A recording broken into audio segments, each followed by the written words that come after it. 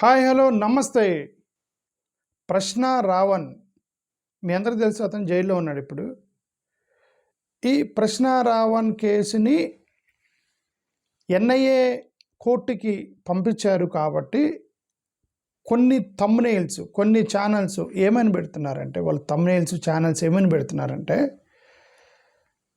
Shocking to ప్రశ్న Raavan, NIA కోర్టుకి వెళ్ళింది, ఇక నేషనల్ ఇన్వెస్టిగేటింగ్ ఏజెన్సీకి వెళ్ళింది, ఇక అయిపోయాడు, కథం, చాప్టర్ క్లోజ్డ్, ఇక అన్యాయం జరిగిపోయింది, ఇక రావణ్ ఇక గిలగిల కొట్టుకుంటాడు. ఇట్లాంటి తమ్నేళ్ళు పెట్టి వీడియోలు పెడుతున్నారు బాస్. నాకు తెలిసిన వరకు ఎన్ఐఏ కోర్టుకి వెళ్ళటం అనేది అతి శుభ పరిణామం. నాకు తెలిసిన వరకు it is a good thing for ప్రశ్న రావణ్. ఎందుకు తొందరగా కేసు అయిపోయింది. ప్రశ్న రావణ్కి సంబంధించిన కేసు ఎన్ఐఏ కోర్టుకి వెళ్ళిందంటే అర్థం ఏంటంటే ఫైనల్ స్టేజ్కి వచ్చిందని అర్థం. అతనికి త్వరలో బెయిల్ వచ్చిందని అర్థం ప్రశ్న రావణ్కి. మీనింగ్ అదే. ఓకే, చూపుతాం లోపలికి వెళ్ళి. ఆగస్టు 18 అంటే నిన్న 2026 ప్రశ్న రావణ్ బచ్చలగూరి జోసెఫ్ యుఏపిఏ కేసుకు సంబంధించి గన్నవరం కోర్టు నుంచి ఎన్ఐఏ కేసుకి, విజయవాడ స్పెషల్ ఎన్ఐఏ కోర్టుకి బదిలీ అయింది కేసు. ఎందుకు బదిలీ అయింది కేసు? నార్మల్ కోర్టు నుంచి ఎందుకు బదిలీ అయింది? యుఏపిఏ కేసు పెట్టినప్పుడు యుఏపిఏ కోర్టుకి వెళ్ళదు. అది యుఏపిఏ కేసు పెట్టారు, అది సపరేట్ కేసు. అది ఆ సెక్షన్ పెట్టినప్పుడు ఎన్ఐఏ కదా, జ్యూరిస్డిక్షన్, ఎన్ఐఏ జ్యూరిస్డిక్షన్ కదా. ఓకే, అంటే అర్థం ఏంటి? అది కూడా తొందరలో తేల్చేస్తారని అర్థం. ఇప్పుడు ఫర్ ఎగ్జాంపుల్, ఒక వ్యక్తి మీద 3 కేసులు పడ్డాయి అనుకుందాం, 4-5 కేసులు పడ్డాయి ఒక వ్యక్తి మీద. వాటిలో ఒకటి క్రిమినల్ కేసు పడింది. క్రిమినల్ కేసు ఎక్కడ, ఏ జ్యూరిస్డిక్షన్లో ఉండిద్ది? క్రిమినల్ కేసు నార్మల్ పోలీస్ స్టేషన్లో ఉండిద్ది అది. ఇంకొకటి ఏంటంటే, అతని వెహికల్కి లైసెన్స్ లేకుండా వెహికల్ని తీసుకెళ్ళి ఎక్కడో పార్కింగ్ చేశాడు అనుకుందాం, పోలీసులు ఎత్తుకెళ్ళారు. అది ఎక్కడ, ఏ జ్యూరిస్డిక్షన్లో ఉండిద్ది? అది ట్రాఫిక్ పోలీస్ స్టేషన్లో ట్రాఫిక్ పోలీసులు వచ్చి ఎత్తుకెళ్తారు వెహికల్ని. ఒకటి క్రిమినల్ కేసు, 2 ట్రాఫిక్ పోలీసుకి సంబంధించినటువంటి కేసు. ఈ traffic police case, criminal case, 2 కేసులు కూడా 2 డిఫరెంట్ పోలీస్ స్టేషన్లో ఉంటాయి అవి. ఇప్పుడు అతను రెండిట్లో క్లియరెన్స్ తెచ్చుకోవాలి కదా. రెండిట్లో క్లియరెన్స్ తెచ్చుకుంటే, ఒకటి క్రిమినల్ కేసు క్లియరెన్స్ తెచ్చుకుంటే ఆ పోలీస్ స్టేషన్ నుంచి బయటకు వస్తాడు, ఈ ట్రాఫిక్ పోలీస్ స్టేషన్కి వెళ్ళి అక్కడ ఫైన్లు అవి కట్టుకొని వెహికల్ తెచ్చుకుంటాడు కదా. అలాగే ఇతని మీద normal sections plus UAPA section కూడా పెట్టారు ఇతని మీద. నార్మల్ సెక్షన్స్కి సంబంధించి నార్మల్ కోర్టులో ఆర్గ్యుమెంట్స్ జరుగుతాయి. యుఏపిఏ సెక్షన్ సంబంధించి ఎన్ఐఏ కోర్టులోనే ఆర్గ్యుమెంట్స్ జరగాలి. That is the jurisdiction. NIA court is the jurisdiction for UAPA section. కాబట్టి ఇప్పుడు ఇతను యుఏపిఏకి వెళ్ళాడు అంటే అర్థం ఏంటి? ఈ నార్మల్ సెక్షన్స్కి ఆర్గ్యుమెంట్స్ మొత్తం అయిపోయి ఆ యుఏపిఏ ఆర్గ్యుమెంట్ కూడా అయిపోతే మంచిది కదా జోసెఫ్కి అది. అండ్ ఇంకా అక్కడ సాటిస్ఫై అయితే బెయిల్ ఇచ్చేస్తారు కదా జోసెఫ్కి. దీన్ని ఎలా తిప్పి చెబుతున్నారు వీళ్ళు? అయిపోయింది, ఎన్ఐఏ సెక్షన్కి వెళ్ళాడు, ఎన్ఐఏ కోర్టుకి వెళ్ళింది, కథం, చాప్టర్ క్లోజ్డ్ అని చెప్పేసి వీళ్ళు తిప్పుతున్నారు. నాకు ఒకటి, దాన్ని ఎలా ట్విస్ట్ చేశారనేది చెప్తున్నా. ఒక చిన్న లాజిక్ని ఎలా ట్విస్ట్ చేశారు వీళ్ళు అనేది నాకు అర్థమైంది. నాకు తెలిసిన వరకు if my imagination is correct, ఒక నెల రోజుల్లో ఇతని ప్రశ్న రావణ్కి బెయిల్ వచ్చింది, ఒక నెల రోజుల్లో.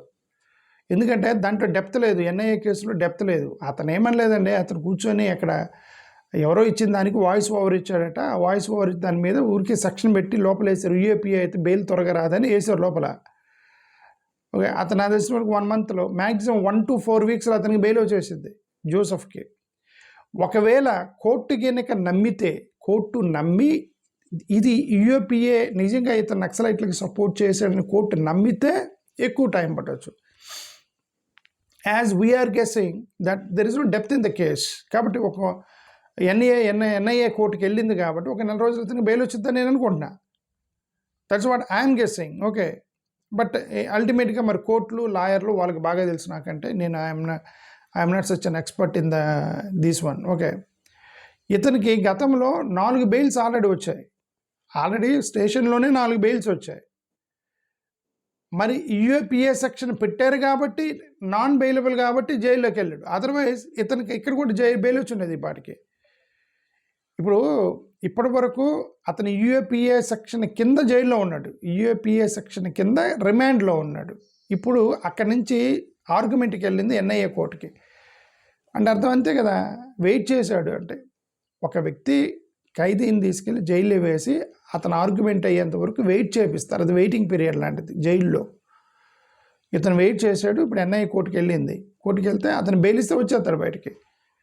ఇది is actual the case. Okay, UAPA section 43D5 పెట్టారు అతని మీద. అది బాటమ్ లైన్. నేను చెప్పేది ఏంటంటే బెయిల్ అంత డిఫికల్ట్ కాదు. ఎన్ఐ ఇప్పుడు ఇతను పెట్టిన సెక్షన్ మీద బెయిల్ డిఫికల్ట్ ఏం కాదు, బెయిల్ వచ్చే అవకాశం ఉంది. But since it is UAPA section, it may take long time.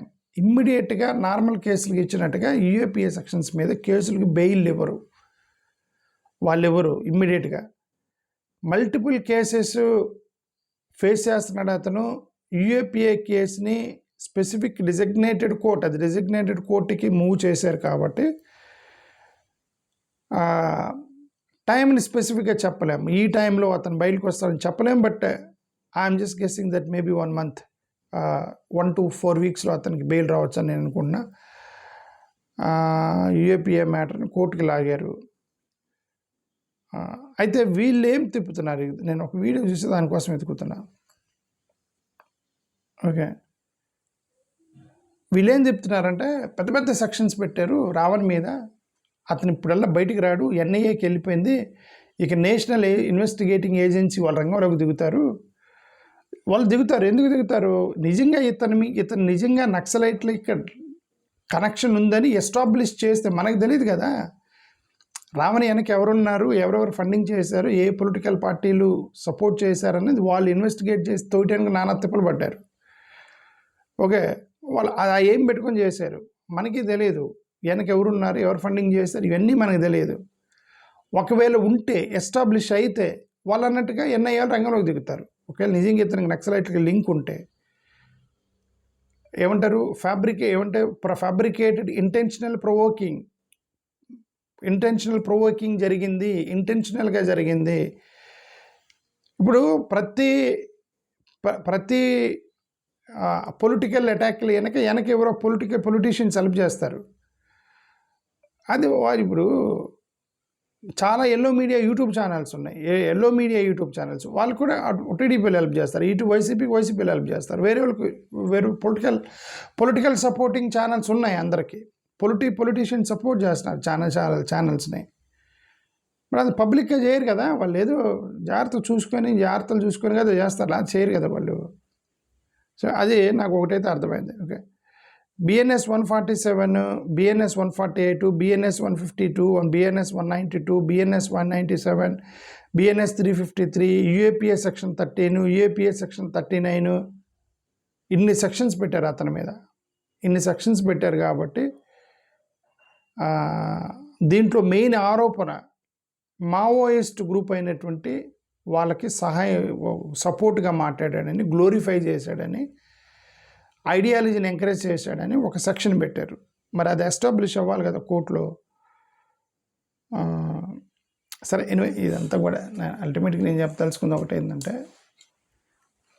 Raavan going in danger అని అందరు అంటున్నారు ఈ ఎన్ఐఏటి కోర్టుకి వెళ్ళింది కాబట్టి. But my sense is something else. I think is going to get bail. It is good thing for Ravan to go to NIA court. ఎందుకంటే ఆ UAPA case clear అయింది. అది ఒక్కటే కదా అతను మేజర్ కేసు. మిగతా ఆయన బెయిల్ తెచ్చుకున్నాడు. ది డేంజర్ ఏంటంటే ఎన్ఐఏ కేసు, యూఏపీఏ కేసు. ఆ ఒక్కటి క్లియర్ అయిందంటే అతను హ్యాపీగా పడుకోవచ్చు. కాబట్టి ఇప్పుడు ఎన్ఐఏ కోర్టుకి వెళ్ళింది కాబట్టి it is good positive thing for Raavan.